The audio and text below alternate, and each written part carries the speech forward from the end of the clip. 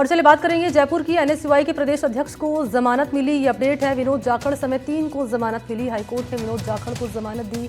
महेश चौधरी, किशोर चौधरी को जमानत मिली है। राजस्थान यूनिवर्सिटी में हंगामे और राजकार्य में बाधा पहुंचाने का आरोप लगा है।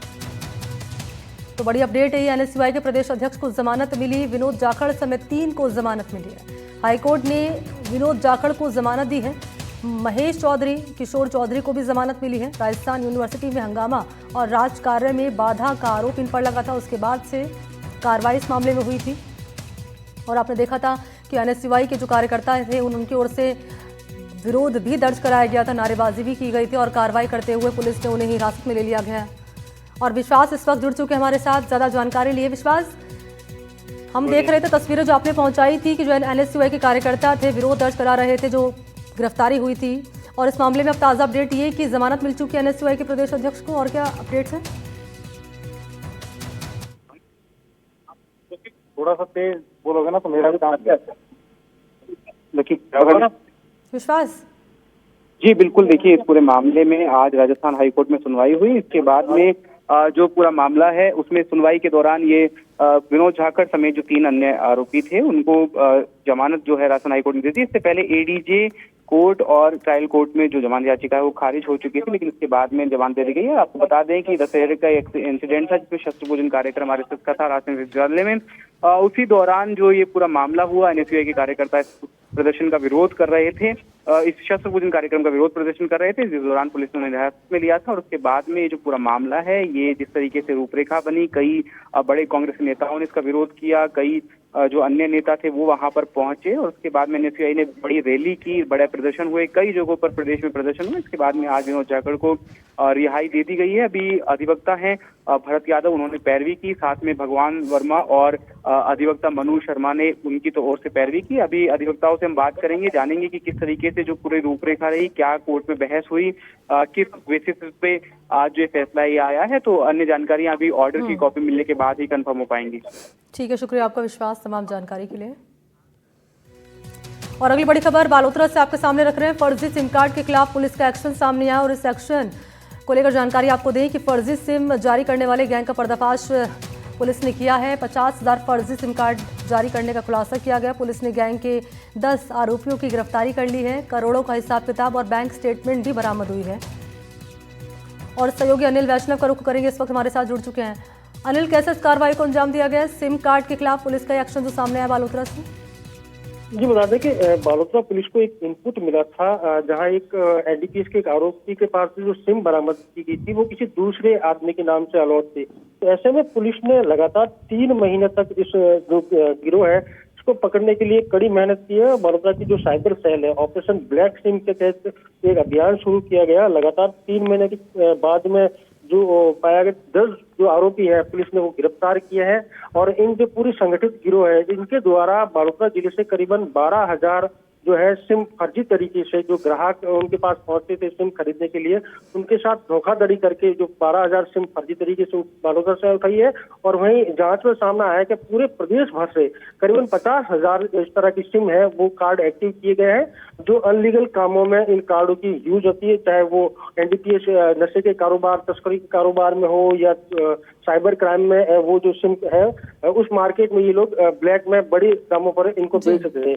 अब पुलिस द्वारा लगातार जो है कार्रवाई की जा रही है और जांच की जा रही है कि प्रदेश में और कहां से इस तरह का जो गिरोह है वो संचालित हो रहा है और लोगों के साथ धोखाधड़ी कर उनके नाम की जो सिम है वो अलॉट कर और गलत कामों में उपयोग में करने के लिए आगे बेच रहा है। जी ठीक है अनिल, शुक्रिया आपका तमाम जानकारी के लिए।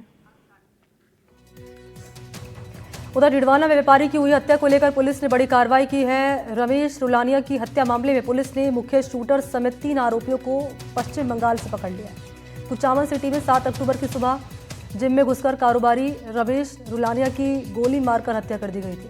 आरोपी गणपति गुर्जर, धर्मेंद्र गुर्जर, महेश गुर्जर पर एडीजी क्राइम दिनेश एमन ने 2 दिन पहले 1-1 लाख रुपए का इनाम घोषित किया था।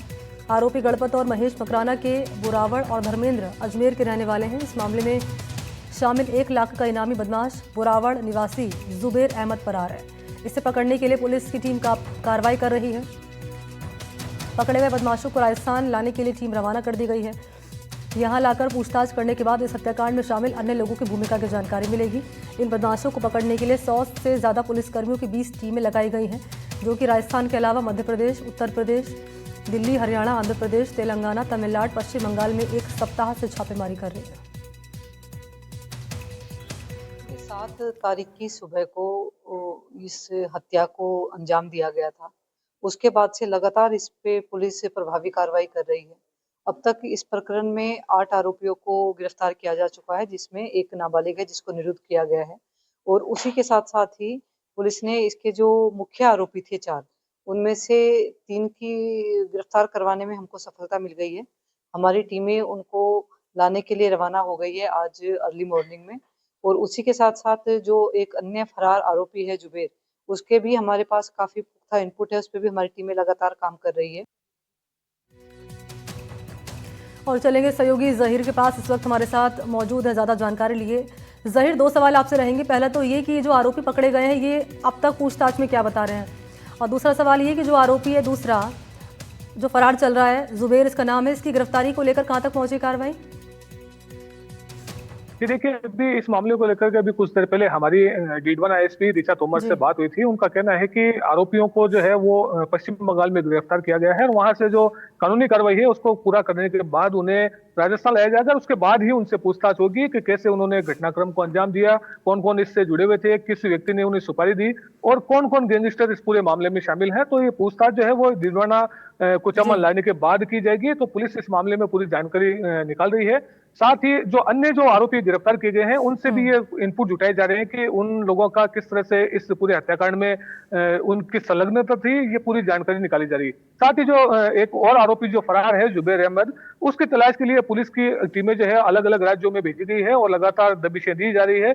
और एसपी ने दावा किया कि उन्हें बड़े इनपुट मिले हैं और जल्द ही जुबैर अहमद भी गिरफ्तार कर लिया जाएगा। जी ठीक है ज़हीर, अपडेट आपसे लेते रहेंगे इस मामले को लेकर। और जैसे कि सहयोगी ज़हीर जानकारी दे रहे हैं कि जो फरार आरोपी है, जो कि गिरफ्तारी के लिए कार्रवाई यहाँ पर चल रही है, उसको लेकर भी हम दर्शकों तक आगे अपडेट पहुँचाते रहेंगे। तो अमेरिका में बैठा गैंगस्टर हैरी बॉक्सर उर्फ हरी ने जयपुर के गैंगस्टर को जान से मारने की धमकी दी। हैरी बॉक्सर लॉरेंस गैंग का गुर्गा है। व्यापारी को विदेशी नंबर से कॉल आया है। हैरी बॉक्सर उर्फ हरी ने विदेश के मोबाइल नंबर से 2 कॉल किया है। गैंगस्टर ने व्यापारी को धमकाया और कहा कि इतनी गोलियां दागूंगा कि 7 पीढ़ियां याद रखेंगे। नारायण विहार के रहने वाले बिजनेसमैन ने रिपोर्ट दर्ज करवाई। व्यापारी के मुताबिक 5 से 12 अक्टूबर के दौरान परिवार के साथ ही कनाडा में था। इस दौरान 9 अक्टूबर को 2 मोबाइल नंबर से कॉल आया। कॉल रिसीव करने पर कॉल करने वाले ने खुद को हैरी बॉक्सर बताया। कॉल करने वाले ने खुद को लॉरेंस गैंग का गुर्गा बताते हुए कहा कि उसकी जानकारी यूट्यूब और गूगल पर मिल जाएगी। कॉल करने वाले ने गाली गलौज के साथ साथ अपने परिवार को गोलियों से मारने की धमकी दी। पीड़ित ने तुरंत ईमेल और व्हाट्सएप के जरिए जयपुर कमिश्नरेट में शिकायत की। भारत लौटने के बाद नारायण विहार थाने में लिखित शिकायत दी गई। पुलिस ने इस मामले में गैंगस्टर हैरी बॉक्सर के खिलाफ FIR दर्ज कर ली है। जानकारी ये कि हैरी बॉक्सर मूल रूप से अलवर राजस्थान का रहने वाला है और किसान परिवार से ताल्लुक रखता है। उसने पुलिस और आर्मी प्रतियोगी परीक्षाएं यहाँ पर दी थी। बॉक्सिंग कोच रहने के दौरान वो आपराधिक प्रवृत्ति वाले लोगों के संपर्क में आया। उसके खिलाफ राजस्थान और पंजाब में जबरन वसूली, हत्या के प्रयास समेत 10 से अधिक आपराधिक मामले दर्ज हैं।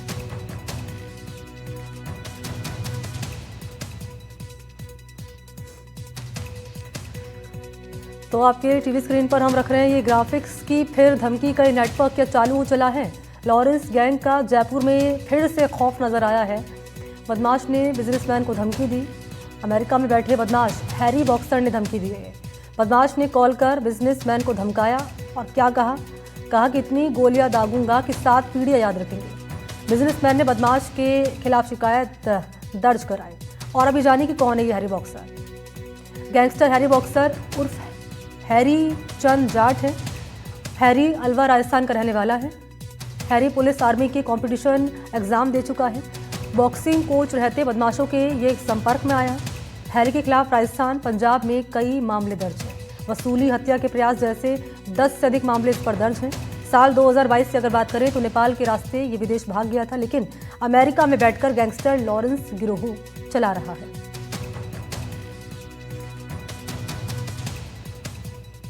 और चलिए अगली बड़ी खबर जानिए जयपुर से है। स्कूल को बम से उड़ाने की धमकी से जुड़ा पूरा मामला है। सेंट जेवियर स्कूल सिटी को धमकी भरा ईमेल मिला है और ये घटना सामने आने के बाद अधिकारियों में हड़कंप मचा, अफरा तफरी मची। स्कूल बिल्डिंग से बच्चों को बाहर निकाला गया। पुलिस और एटीएस की टीमों ने स्कूल परिसर को खंगाला। स्कूल परिसर में कुछ नहीं मिला। स्कूल प्रबंधन ने राहत की सांस ली, लेकिन ये इस तरह की जो खबरें सामने आ रही है ये सवालिया निशान खड़े कर रही है, सवाल खड़े कर रही है सुरक्षा व्यवस्था पर कि जो घटनाएं लगातार हो रही हैं धमकी से जुड़ी हुई। मसलन बात कर ली जाए अस्पताल की, मसलन बात कर ली जाए स्कूलों की, और ये जो मामला है, ये जो सिलसिला है लगातार बढ़ रहा है। एक के बाद एक खबरें इस तरह के सामने आ रही हैं। ये चुनौती कहीं ना कहीं सुरक्षा व्यवस्था को। जयपुर में एक बार फिर से जो प्रसिद्ध स्कूल है सेंट जेवियर, उसके अंदर जो है ईमेल के माध्यम से धमकी दी गई है और इस ईमेल के अंदर बाकायदा जो है मेंशन किया गया है कि इस स्कूल को बम से उड़ाया जाएगा। जो अगर मैं सुरक्षा एजेंसियों की बात करूं तो सुरक्षा एजेंसियां हैं वो मौके पर पहुंची, जो है बिल्डिंग के हर कोने को प्रॉपर तरीके से चेक किया, लेकिन कुछ भी नहीं पाया गया है। और यहाँ पे आप देखिए कि जितने भी पेरेंट्स हैं उन्हें अब धीरे धीरे जो कह सकते हैं अंदर जाने की अनुमति दी जा रही है। पूरी तरीके से चेक किया जा चुका है। जो सुरक्षा एजेंसियाँ एटीएस और जो बॉम्ब स्क्वाड हो या फिर अन्य जो स्क्वाड होती हैं वो यहाँ पर मौके पर पहुँचे और उनके द्वारा जो है चेक किया गया था। उस चेकिंग के दौरान जो है स्कूल के भवन के अंदर कुछ भी नहीं पाया गया है। और इसके साथ ही इससे पूर्व के अंदर भी जो कई इसी तरीके के स्कूलों के अंदर जो है यहाँ पर जो ईमेल के माध्यम से धमकी दी गई थी और उन स्कूलों के अंदर भी जब पता किया गया तो वहाँ पर भी कुछ भी नहीं पाया गया। यहाँ पे कुछ पेरेंट्स हैं, उनसे बातचीत करने की कोशिश करूँ। आप कितने बजे से? सर मैं 10:30 से। कब आपको पता चला? सर मैसेज मोबाइल पे मैसेज आया था। किसका मैसेज? ग्रुप में ही आते रहते हैं पेरेंट्स के। अब ऐसे देखिए आपको बता दें कि जो स्कूल का ग्रुप बना हुआ है उस स्कूल के ग्रुप के अंदर ही जो है एक मैसेज किया गया था। उस मैसेज के अंदर बॉम्ब होने की सूचना है वो पेरेंट्स को दी गई थी। और आपको मैं अगर तस्वीरों में दिखाऊं कि ये देखिए ये मैसेज है, बॉम्ब थ्रेट आया है और ये मैसेज है यहाँ पर सेंट जेवियर का जो क्लास 2B जो इनके पेरेंट्स होते हैं उनको यहाँ पर इसकी सूचना दी गई थी और इसी को लेकर जो है यहाँ पर तमाम जो पेरेंट्स हैं वो यहाँ पहुँचे हुए हैं। आपको कब सूचना मिली वैसे? सर मेरे को अभी पेरेंट्स ग्रुप पे आया था। मैं गवर्नमेंट एडवोकेट हूँ राजस्थान हाई कोर्ट के अंदर। तो सर मुझे सूचना मिली कि भाई यहाँ पर बॉम्ब की उड़ाने की धमकी दी गई है। इस वजह से हमने सीधे कोर्ट छोड़कर मैं सीधे यहाँ आया और फिर बच्चों को लेने के लिए हम यहाँ वेट कर रहे हैं। वो सब गार्ड साहब ने अलाउ कर दिया है अब बच्चों को लेके एक-एक करके जाने? हाँ 5-5 करके जाने दे रहे हैं। 5-5 पेरेंट्स जा सकते हैं और बच्चों को ला सकते हैं, जिससे अफरा तफरी का माहौल नहीं बने कि सारे। आप भी बच्चे को लेने आए? हाँ मैं अभी ग्रुप में आया था मैसेज तो उसी को ही देख के आए। हमारा क्या मदर्स का ग्रुप बना हुआ है तो मैंने उसमें ही पढ़ा अभी कि लाइक यहाँ पे बॉम्ब थ्रेट का है कुछ न्यूज़।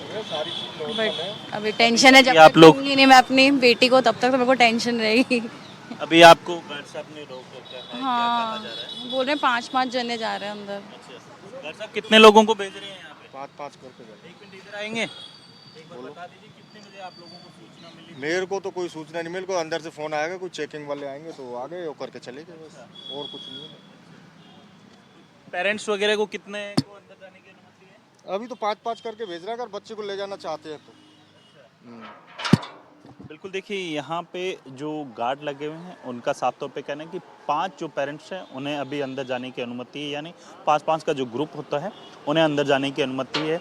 और वहीं अगर सुरक्षा एजेंसियों की बात की जाए, सुरक्षा एजेंसियां हैं उनके द्वारा प्रॉपर तरीके से चेक किया गया और चेकिंग के दौरान जो है कुछ भी नहीं पाया गया है। अब जो है सुरक्षा एजेंसियां यहाँ से निकल चुकी है और यहाँ पे जो है अभी सुरक्षा के लिहाज से ही जो है यहाँ पे एक साथ सभी को एंट्री नहीं दी जा रही है। धीरे धीरे 5-5 का ग्रुप बनाकर यहाँ से भेजने का काम है यहाँ की जो स्कूल की जो सुरक्षा टीम है उसके द्वारा किया जा रहा है। सहयोगी जसराज के साथ वीरेंद्र सिंह शेखावत, NDTV।